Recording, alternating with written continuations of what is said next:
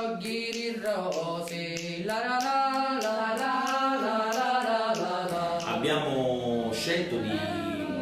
convocare Matilde Politi e Simona Di Gregorio, che hanno una lunga esperienza nella ricerca sui canti popolari siciliani e una grande esperienza anche nella divulgazione, nel rendere accessibili a un pubblico più ampio questi veri e propri tesori nascosti.